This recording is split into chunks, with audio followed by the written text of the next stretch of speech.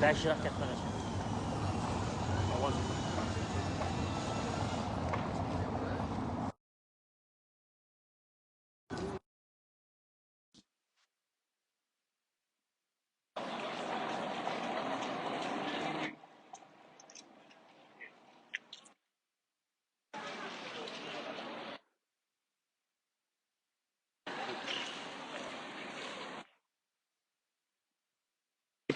Hörmətli əziz qarindaşlar, hammalarning shu joy vaqt xayrli olsun.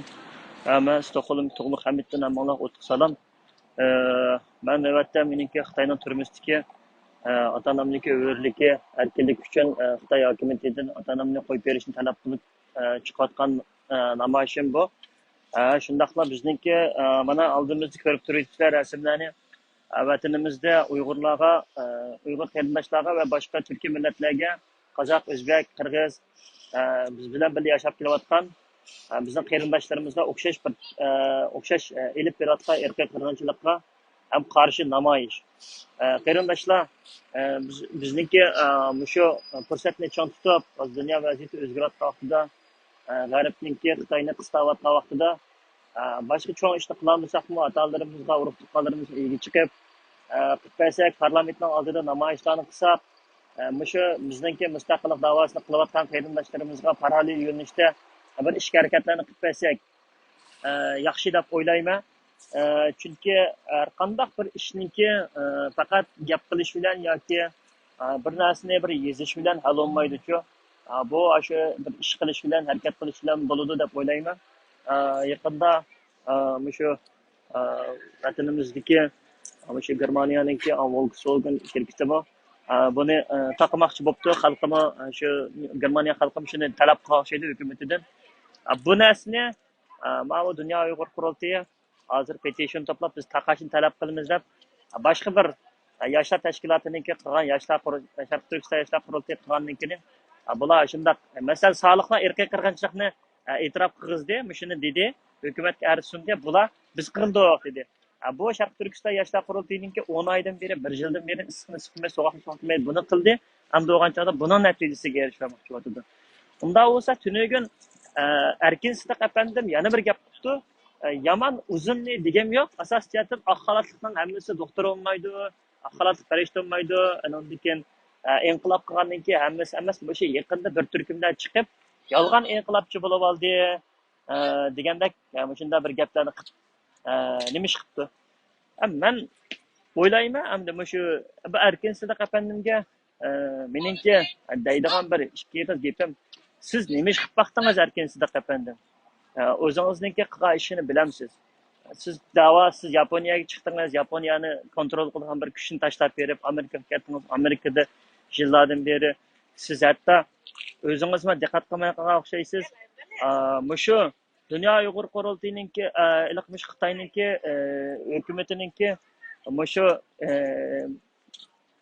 cho'g'layjan shu bizniki vatandagi Xinjiang Universitetiniki maktab mudirini kesiyotgan chaqda, shu sotning natijasi chiqqan chaqda Xitoy hukumati nima dedi?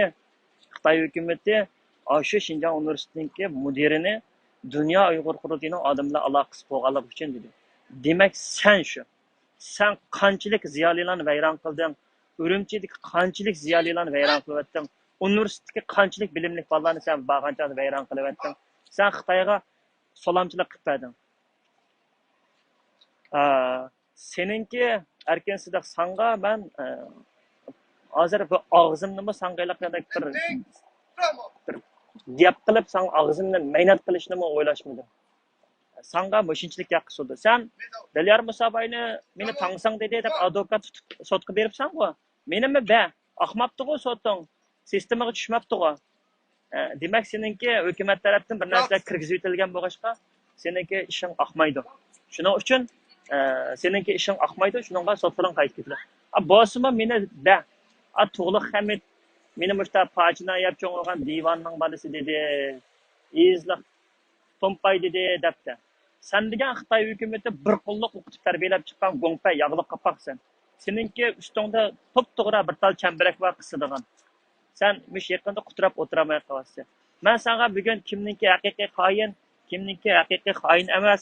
Sen qo'llayotgan Dunyo Uyg'ur qurultayingniki xoinliginiki yana bir isbotini ko'rsatib kerak.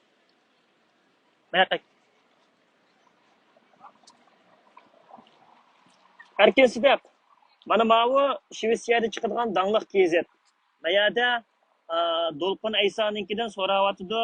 Dolqin Aysodan so'rab, bu yoqoniki bayroq naninki desa, Xinjiang flaga po deydi mana. Xitoyninki avtonom rayoni, ya'ni Xinjiangning bayrog'i deydi. Mana Sharq Turkistonning bayrog'i dalanmoqda. Bu biri. Ko'rdingmi? Bajarligini. Mayada davatudu. Bu sizib qo'ygan abzasda. Buni ili men chaplab qo'yma Facebook'ka. Mishadi yana davatuduki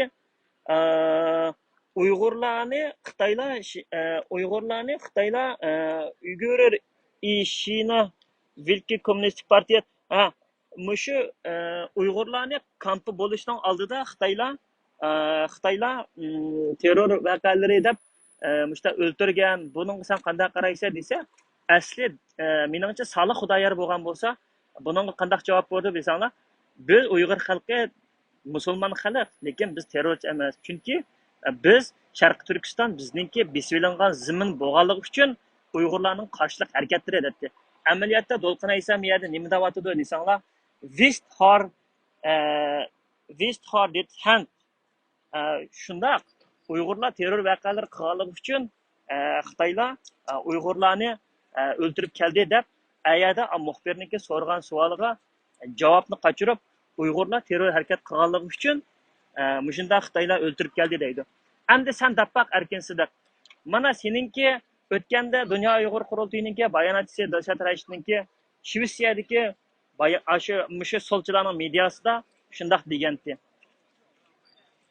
Uyg'urlarga Xitoy madaniy qirg'inchilik olib beryotdi degandi. Endi sening bugun raising Dolqin Ayso qo'pib, sening maydondagi bayroq naning bayrog'i desa, mening maydondagi bayroq Xitoyninki avtonom rayonidagi Xinjiangning bayrog'i deydi. Sen dabbaq endi sen shu Dunyo Uyg'ur qurultayiniki oliy maslahatchisi Ashayliq Abbas oilasi bilan. Bu maslahatni Dolqin Aysoga sen berdingmi bu yerga kelib pishirishdan burun? Davatgan gepiniga qara. Xitoymi terror davatidi? Va sening Dunyo Uyg'ur qurultayiniki raismi terror davatidi? Yag'am bo'lsa, ana media ile Facebookka chaplab qo'yaman. Sen erkensizda, elaqi sening o burunqi vaqtlaring katta ele xalqni aldayma, uni qilma, buni qilma deganchi, oningki Turkiyadami berib, ko'srongdimda ilinib qilib atdiganda chiqsam patang-patanglaring sovmay olib, o'zing biladigansa Turkiyada qilgan numussiz qilmishlaringni qizingdek odamlar bilan yetib qopib, rasvo. Xotiningga rasvomi, shuningga ma'qul kelib bir o'yin tutayotgandan keyin, san haqninki bir yerda, "Ba, meni sotqa dilyarni beribsan-ku ana." Axtiramabsan-ku. Axtiramaysa, ashtaq sistemaga tushmaydi. Mayadimi eliq badir, tumba saqchiq badim. So'mma polisni oldiga kel, ko'shmalaydir, oppangning kiramdi. Bexatarlik kel, saqlayotma deb 2 minutdan keyin 3 soatdan keyin o'chirib yetib. G'ippidiq O'zbekistonga qochib ketib. Bamamsa sotqa. Qine soting, qine saqchang. Burnim bo'lsa, xalq, xaloyiq. Hergiz qo'rqmanglarmi? Bularning soti saqchi degini fangpeyda qo'yma o'ziroq. Hergiz qo'rqmanglar. Men shu sotni, shu saqchini kutib o'tiryapman. Men meshada 2-3 odamni berdim-ku saqchiga. Menga xat keldi saqchidan. Bo'z xat bergan saqchi bergan bo'lsa, xatini chiqarib qo'ysin. Siz avval bir odamni saqchiga berishdan burun, o saqchi darsini oldiga berib, sen jur'at tankirimiz deydigan bir yangoyatga ochang ichib qo'ygan paychisoxona yo'liq dadang yuguradigan nima emas, Kanadadagilar minavar degan 8 manat o'zbekning qaqshab kelsa sotib bersang olmamdi deb. Sotqa beranmaydi, basim tutib chiqolmaydi. O advokatga pul to'laydi, menga pul to'laydi. Ko'mamdi qani baginni. Hammang ber. Shu qag'allaringga iliq men Norvegiyadagi panjoq ayarga mening anam bilan kirgim yo'q. Ash misharikisning tuyuqsi qirgandan keyin qolgan dunyoning hamma yeriga tuqqanlaringga chap ketadi bu tugidi. Fransiyaga ta'taydan tatib shu. Shuningga qarindoshlar, hoş qolinglar, ichib o'tinglar. Hozir ko'ryapsizlar, ana shu Dunyo Uyg'ur qurultayining raisining nimda shu medialar chiqyapti. Bular boshqa yo'l qolmadi qarindoshlar. Amal yo'q, eng oxirida bu kuch bilan setib qoldi bizni. Rabia Qodir degan Ömer Kanat, Olim Seyitov, Abbas ailesi. Mana sening qilgan natijalaring. Mana bu indigenous people kategoriyasiga kirgizib, mana bu. Mana davaringning natijasi mushu, boshqa shu. Xoinlikdan boshqa hech qanday narsa yo'q.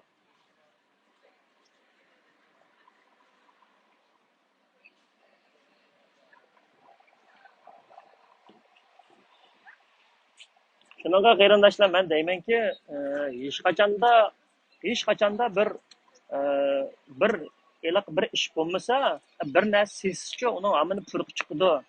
Bularning hozir purq sesib emas, chirib yo'qolib ketishga ham qoldi. Uningdiki manga yana birlar qop debdi. Çoğuluk, şu Dünya Uyghur Kurultayı'yla hozir bo'layotgan kurashning o'rtasida Abbas oilalari, Abbasninki Abdukim İdrismi bir institut quribdi.